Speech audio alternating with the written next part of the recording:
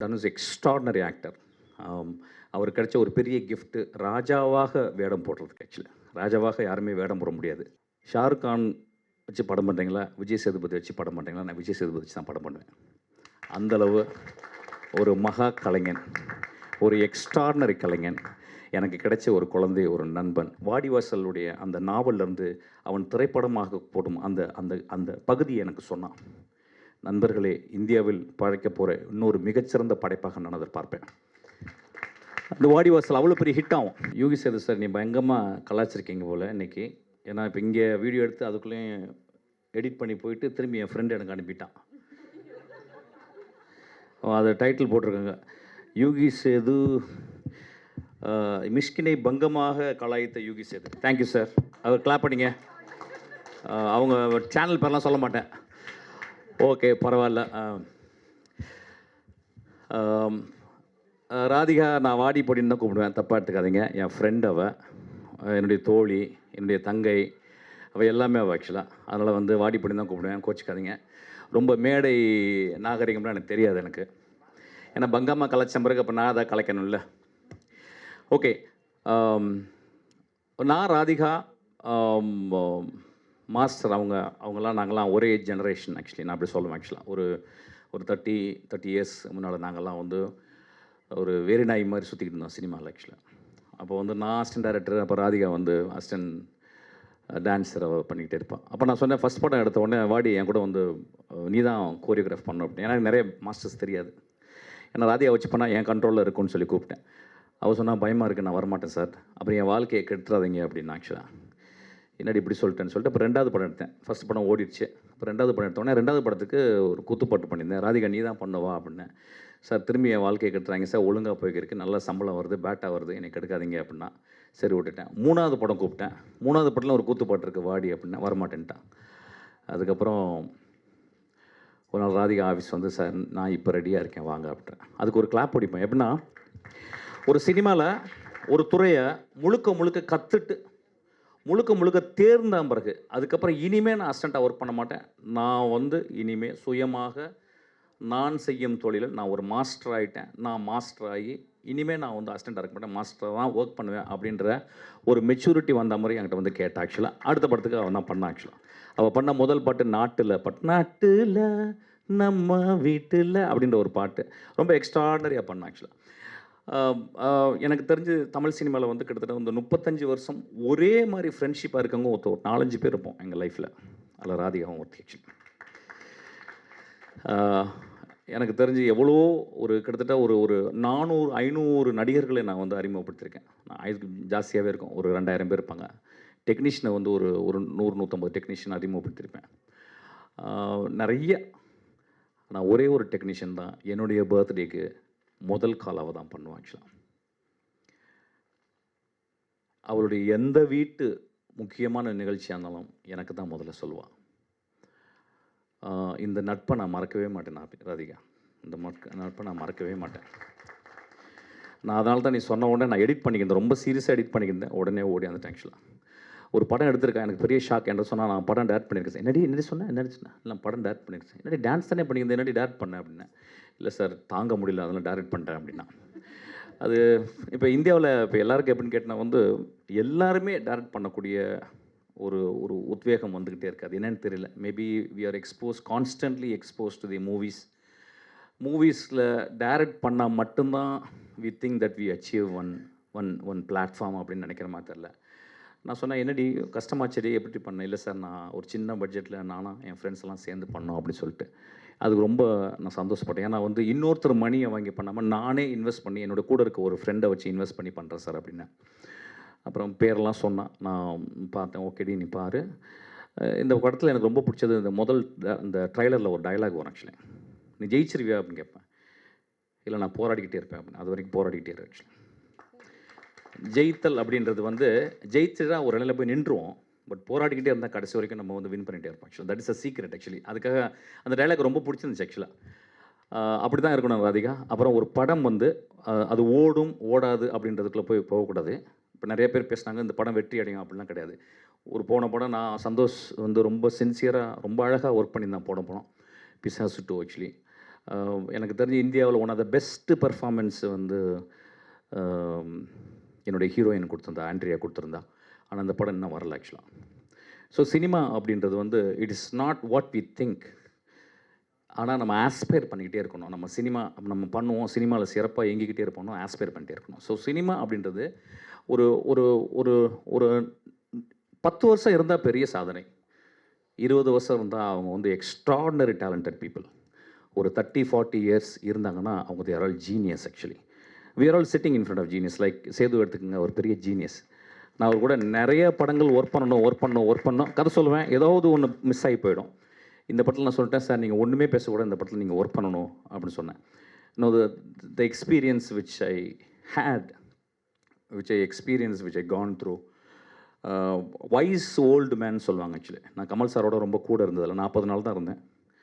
அதுக்கப்புறம் ஒரு 80 நாள் வந்து யுகி சேது சாரோட இருந்திருக்கேன். ஆக்சுவலாக எனக்கு தெரிஞ்சு அவ்வளோ லேர்ன் பண்ணிக்கிட்டேன், அவ்வளோ விஷயங்கள் எனக்கு சொன்னார். ஆக்சுவலாக ஒவ்வொரு ஷாட்டு முடிஞ்ச பிறகு அவர் அதை பற்றி கமெண்ட் பண்ணுவார். ஆக்சுவலி இப்போ அவர் பேசும்போது பார்த்துருப்பீங்க வந்து எவ்வளோ கிளாரிட்டியாக இருந்திருக்கும் பாருங்கள். அவர் வந்து சினிமாவை there are very very few great people in cinema, they live for cinema and cinema lives because of them. அதில் one of the person is cinema lives because of them. அதுக்கப்புறம் இன்னொரு லெஜெண்டுக்கிட்ட ஒர்க் பண்ணேன். ரொம்ப நாளைக்கு அப்புறம் நாசர் சார்கிட்ட ஒர்க் பண்ணேன். Nassar sir work பண்ணிட்டு என்னென்னா, நாசர் சார் கிளைமேக்ஸில் ஒரு பெரிய ஃபைட் போடணும். ஆக்சுவலி ஒரு நாள் ரொம்ப என்னெல்லாம் ஃபைட் பண்ண முடியாது, இல்லை நீங்கள் வாங்க நான் ஃபைட் போட வைக்கிறேன்னு சொல்லியிருந்தார். இப்போ தான் ஒரு 2 நாளைக்கு முன்னாடி தான் ஃபைட் எடிட் பண்ணேன். ஆக்சுவலாக எக்ஸ்ட்ரானரியாக பண்ணியிருக்காரு அவர் வந்து. எனக்கு தெரிஞ்சு நாசர் வாழ்ந்த காலங்களில் நாம் வாழ்கிறோம் அப்படின்றது ரொம்ப பெருமையாக நினைக்கிறேன். ஆக்சுவலாக வந்து இதெல்லாம் ஏன் இப்படி சொல்கிறேன் அப்படின்னா வந்து இந்த மாலை இந்த 3.5 மணி நேரம் நம்ம இங்கே உட்காந்துருக்கோம். 6 மணிக்கு வரச்சோன்னா, இந்த ராஸ்கல் 6 மணிக்கு வரச்சோன்னா 6 மணிக்கு வந்தால் ஓடிருப்பேன். ஆக்சுவலாக 7 மணிக்கு வந்து இவ்வளோ நேரம் போய்கிட்டே இருக்கு. ஆக்சுவலி ஆனாலும் ரொம்ப டயர்டாக இருப்பீங்க, பசிக்குது, பின்னாடி நிறைய பேசுகிறாங்க. பட் இருந்தாலும் இதெல்லாம் எதுக்குன்னா, சினிமா வந்து ஒரு மனுஷி அல்லது ஒரு மனிதனுடைய சாதனையின் நம்ம பின்னால் வந்து நம்ம பாராட்டி கைத்தட்டுறதுக்காக தான். அது மாதிரி தான். ரொம்ப தேங்க்ஸ், உங்களுக்காக நீங்கள் கைத்தட்டிக்கணும் இந்த விழாவுக்கு வந்ததுக்கு, இவ்வளோ நேரம் பார்த்ததுக்கு.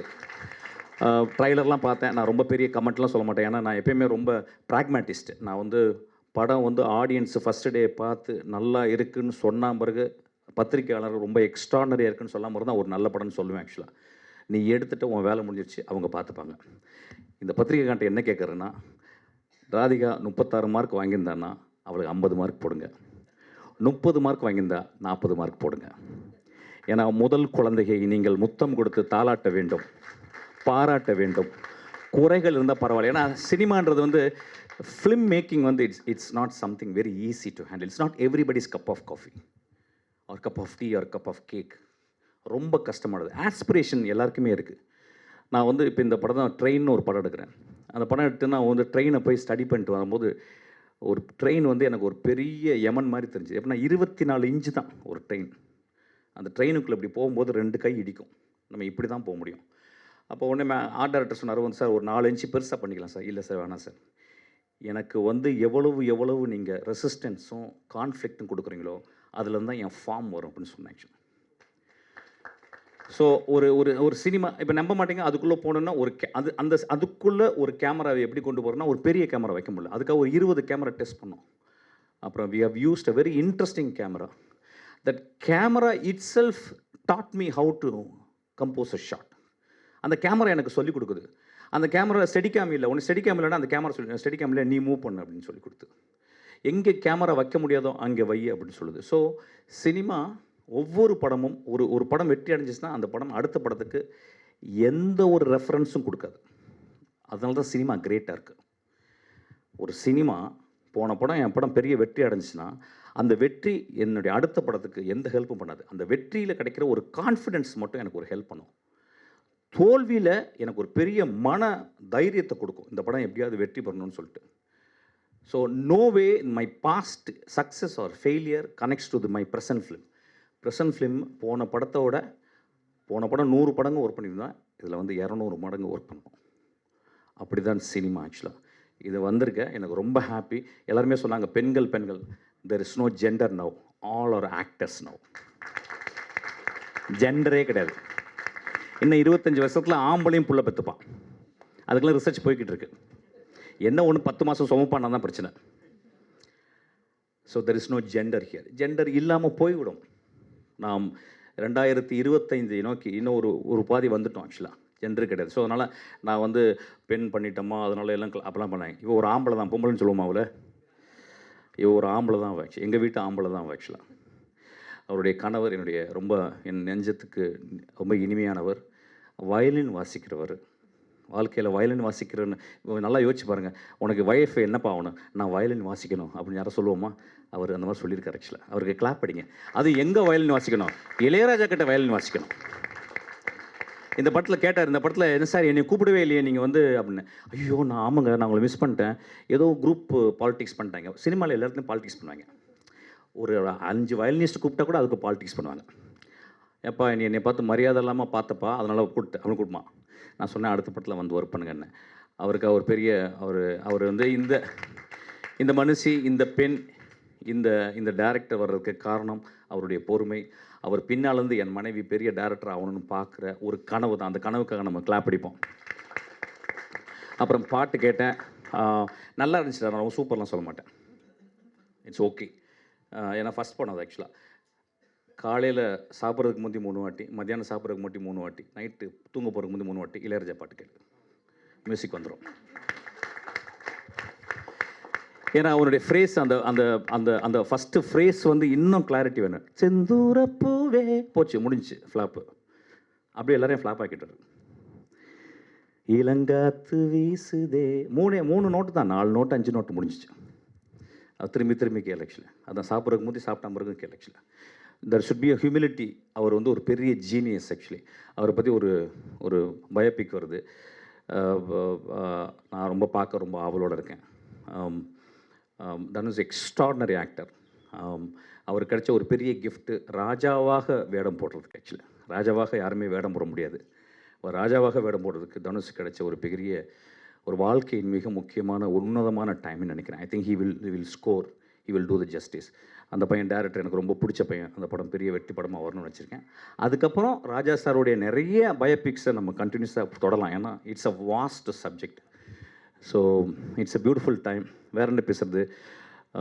விஜய் சேது சார், யுகி சேது சார், ரொம்ப தேங்க்ஸ் சார். உங்கள் நட்பு ரொம்ப சந்தோஷம். என் படத்தில் நீங்கள் இருக்கிறீங்க. அந்த படம் ஓடும் சார், நல்லா பெருசாக ஓடும். அதுக்கெல்லாம் நீங்கள் தான் ஒரு பெரிய காரணமாக இருப்பீங்க.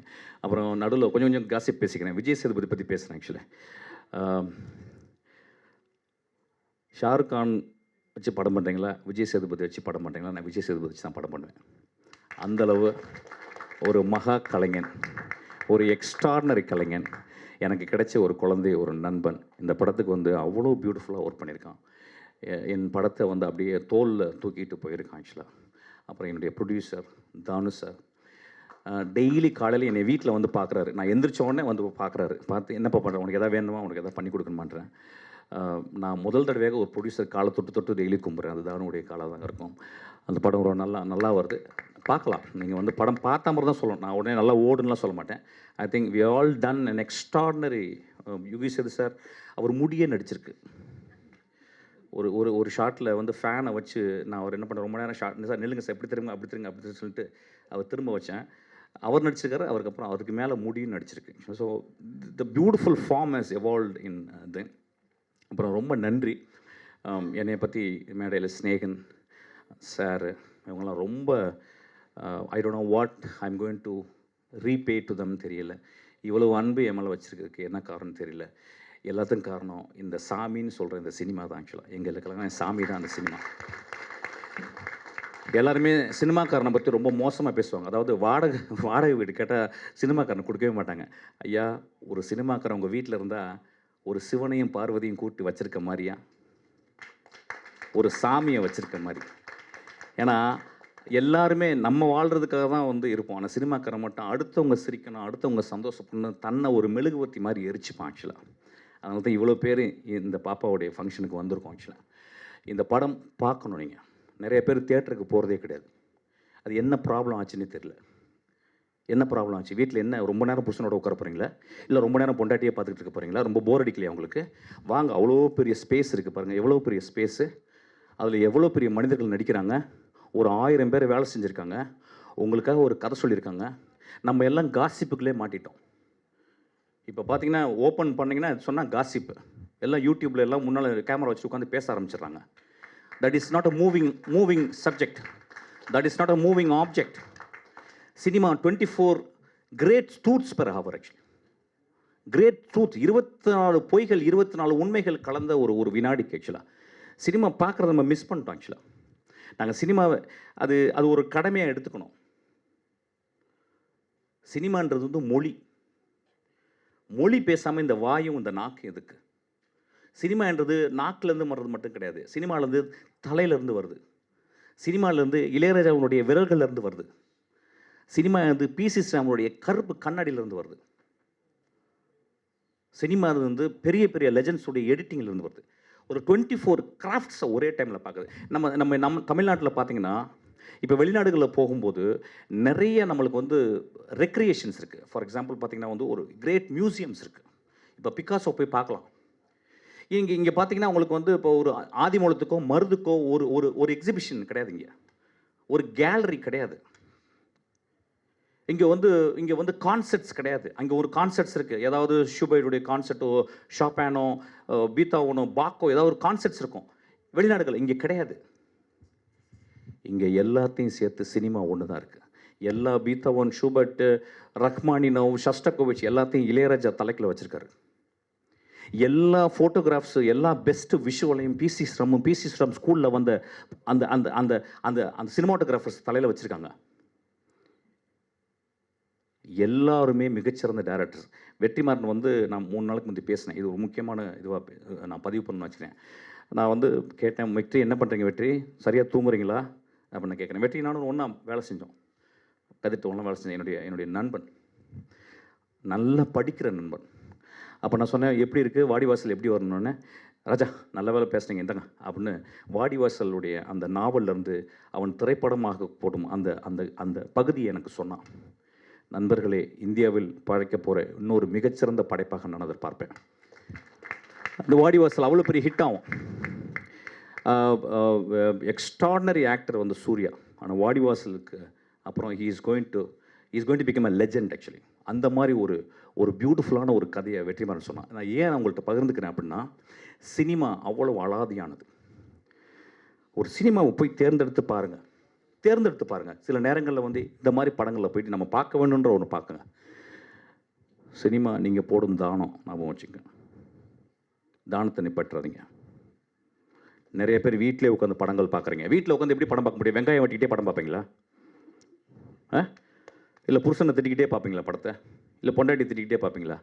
சினிமான்றது இங்கேருந்து போகும்போது அழகாக ட்ரெஸ் பண்ணிட்டு பெர்ஃப்யூம் அடிச்சுட்டு இங்கேருந்து ஒரு காரில் போயிட்டு உட்காந்துட்டு குழந்தைங்களோட உட்காந்துட்டு பாப்கார்ன் வாங்கிட்டு பஃப் வாங்கிட்டு உட்காந்துட்டு அப்படி அண்ணாந்து பார்த்தா நிறைய நாதலெல்லாம் வரும். அதெல்லாம் பார்த்துட்டு புருஷன்ட்ட பக்கத்தில் எனக்கு அந்த நகையை வாங்கி கொடுங்கன்னு சொல்லுங்கள், எல்லாம் பண்ணுங்கள். அதுக்கப்புறம் ஒன்று போடுவான் ஒருத்தன். அண்ணாந்து பார்க்கக்கூடிய விஷயம் கடவுளுக்கு அப்புறம் சினிமா மட்டும்தான். நான் என் சினிமாவுக்கு மட்டும் பேசலை, எல்லா சினிமாவுக்கும் பேசுகிறேன். சினிமா பார்க்குறதே நீங்கள் மந்த்லி ஒரு எக்ஸ்பென்ஸ் வந்து ஒரு படம் ஒரு குடும்பத்தில் ஒரு 5 பேர் வீட்டில் போய் பார்க்கலன்னா அது குடும்பமே இல்லைன்னு நான் சொல்லுவேன். கோவிலுக்குலாம் போகாதீங்க, படத்துக்கு போங்க. கோவில் போனால் பாவம் பண்ணுறவங்க தான் வேணா. கோவிலுக்கு போனால் ஈஸியாக சொல்லிடுறேன், சார் நான் அடுத்த பாவம் பண்ண போகிறேன், கொஞ்சம் மன்னிச்சுங்க, பாவம் பண்ணிட்டேன் அதையும் மன்னிச்சுங்க அப்படின்னு சொல்கிறோம். சினிமாவில் அப்படி கிடையாது. போய் சிரிக்க போகிறீங்க, அலாதியை ரசிக்க போகிறீங்க, அழ போகிறீங்க. டியர் டெக்ஸ் ப்ராக்டிஸ் யாராவது பண்ணுறீங்களா? நீங்கள் எக்ஸசைஸே பண்ணுறதில்ல, வெறும் தம்பிள்ஸ் மட்டும் அடிச்சு கொடுக்கணும். நம்ம டியர் டெக்ஸை ப்ராக்டிஸ் பண்ணணும், சிரிக்கிறதுக்கு ப்ராக்டிஸ் பண்ணணும், மனம் விட்டு சிரிக்கணும். 1000 பேர் வந்து உட்காந்துருப்பான், பக்கத்தில் யாருன்னே தெரியாது, அவனை பார்த்து சிரிப்பீங்க, அவன் விசில் அடிப்பான், நீங்கள் விசில் அடிச்சு அவனை கட்டி பிடிப்பீங்க. சினிமா ஒரு பெரிய கம்யூனல் பார்ட்டிசிபேஷன். சினிமா ஒரு பெரும் கடலில் பயணப்படுற ஒரு பெரிய கப்பலில், நம்ம எல்லாம் ஒரு டைட்டானிக் மாதிரி கப்பலில் போய்கிட்டு இருக்க ஒரு விஷயம். அது மூழ்குனா கூட பரவாயில்ல. மூழ்குனா தான் ஜாக் கிடைப்பான், மூழ்குனா தான் ரோஸ் கிடைப்பான். அதுவும் சினிமா தான். நம்ம காலையிலேருந்து எப்படி, நான் ரொம்ப முக்கியமான ஒரு விஷயம், cinema director is not just a director, is also social scientist. நான் ஒரு படத்தை என் அசிஸ்டன்ட் டைரக்டர் சொல்ல முடியும், நீங்கள் என்ன படம், நான் என்னுடைய அசிஸ்டன்ட் டைரக்டருக்கு சொல்கிறேன், டேய் நீ போயிட்டு நெட்ஃப்ளிக்ஸில் ரிப்ளே அப்படின்னு ஒரு சீரிஸ் வருது, அதை பாடுறா, உனக்கு அதுதான் கரெக்டாக இருக்கும், நீ அந்த ஃபிலிம் மேக்கிங் பண்ணுண்டா. 1955 வந்த படம் டேலண்டட் மிஸ்டர் ரிப்ளே அப்படின்னு சொல்லிட்டு பேட்ரிசியா ஹைஸ்மித் எழுதின ஒரு நாவலுடைய 1955 வந்த படத்தை இப்போ ரீமேக் பண்ணியிருக்காங்க. சினிமாவுக்கு வர்ற அசிஸ்டன்ட் டைரக்டராக வர்ற ஆசைப்படுறவங்க ஷார்ட் டிவிஷன்ஸ்னால் என்னன்னு சொல்லிட்டு அந்த சீரியஸ் போய் பாருங்கள். ரிப்ளி அப்படின்ற ஒரு சீரீஸ். அந்த படம் வந்து ஒரு கெட்டவனை பற்றி, அது 8 எபிசோட் எடுத்துருக்கேன். கெட்டவனை பற்றி, கெட்டவன் கெட்டது செஞ்சுக்கிட்டே இருக்கான், அவன் மனசாட்சி உறுத்திக்கிட்டே இருக்குது. கடைசியில் எப்படி முடியுதுன்னு பாருங்கள். வாழ்க்கையினுடைய ஐரணியை அதில் பார்க்கலாம். அதோடைய ஒன் ஆஃப் த பெஸ்ட் ஃபார்மாக நான் பார்க்குறேன். இப்போ நான் பார்த்த எக்ஸ்ட்ராடனரி. இப்போ ஒன்றும் இல்லை, இப்போ வந்து மஞ்சுமால் பிரதர்ஸ் வந்து இவ்வளோ பெருசாக ஓடுறதுக்கு, மஞ்சுமால் பாய்ஸ் இந்த படம் ஓடுறதுக்கு காரணம் என்ன? ஒரு மனிதனுக்கு ஆபத்து, அந்த மனிதனை சுற்றி இருக்க நண்பர்கள், அந்த மனிதர்களை விட்டு கொடுக்கல அந்த குழந்தைகள், அந்த நட்பு. அதிகமாக கான்ஃப்ளிக்ட் இருக்கிற இடத்துல தான் சினிமான்ற ஃபார்ம் உருவாகுது. அதனால தான் Manjummel Boys one of the biggest hit. Actually நான் வர்ற இளைஞர்களுக்காக தான் சொல்லுவேன். இப்போ நம்ம நிறைய சொல்கிறோம், இப்போ என்ன படம் ஓடும், எது படம் ஓடும். ஒரு சினிமா அப்படின்றது எல்லா காலகட்டத்திலையும் ஒரு குழந்தையை பெற்றெடுக்கும் தாயை போல வழி இருக்கத்தான் செய்யும். அதை சுமக்கணும். ஸோ வர்ற ஜெனரேஷன்ஸ் எப்பொழுதுமே சினிமா பார்த்து இப்போ என்ன ட்ரெண்டில் இருக்குது அதை பற்றி கவலைப்படாதீங்க. நீ உண்மையாக கதை சொல். உண்மையாக கதை சொல்லணும்னா என்ன? உண்மையாக சினிமா கற்றுக்க. நிறைய பேர் சார் நான் சின்ன வயசுலேருந்து படம் பார்ப்பேன். அது வந்து ஒரு காரணம் இல்லை சினிமா பண்ணுறதுக்கு. நீ சின்ன வயசுலேருந்து எல்லாருமே, எங்கள் அப்பா பார்க்குறாரு, எங்கள் தாத்தா பார்க்குறாரு, எங்கள் பாட்டி பார்க்குறாரு, எல்லாருமே பார்க்குறோம்.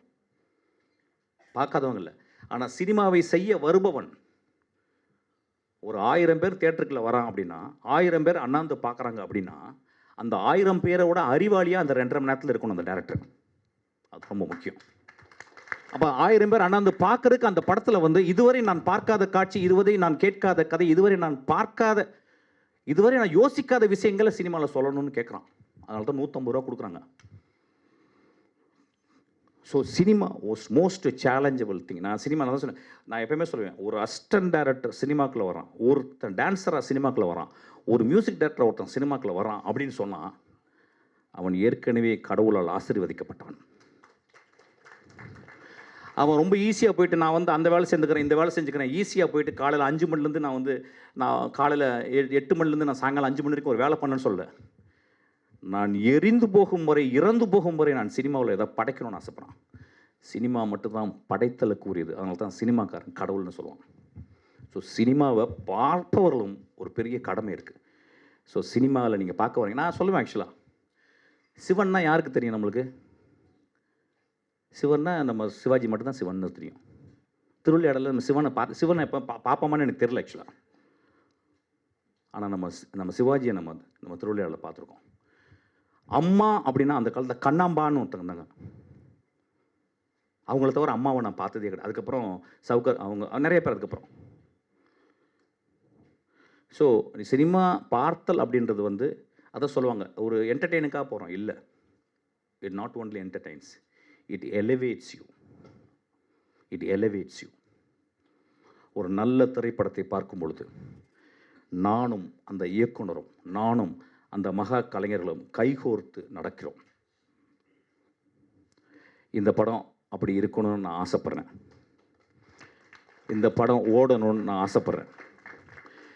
அதனால் 36 மார்க்கை 50 போடுங்க, 30 மார்க்கை 40 போடுங்க. இந்த குழந்தைக்கு வழி விடுங்க. இவ வந்து டான்ஸ் மட்டும் நான் சாகணும்னு ஆசைப்படல. நான் டைரக்டும் பண்ணிட்டு நான் சாவேன்னு சொல்கிறான். அதுக்கு நம்ம கை தட்டுவோம், அதுக்கு நம்ம கூட இருப்போம். இங்கே வந்தவங்க எல்லாமே எனக்கு ரொம்ப சந்தோஷம். நான் தனித்தனியாக பேசலை, ஏன்னா ரொம்ப லேட் ஆயிடுச்சு. நீங்கள் எல்லாம் நல்லா இருப்பீங்க.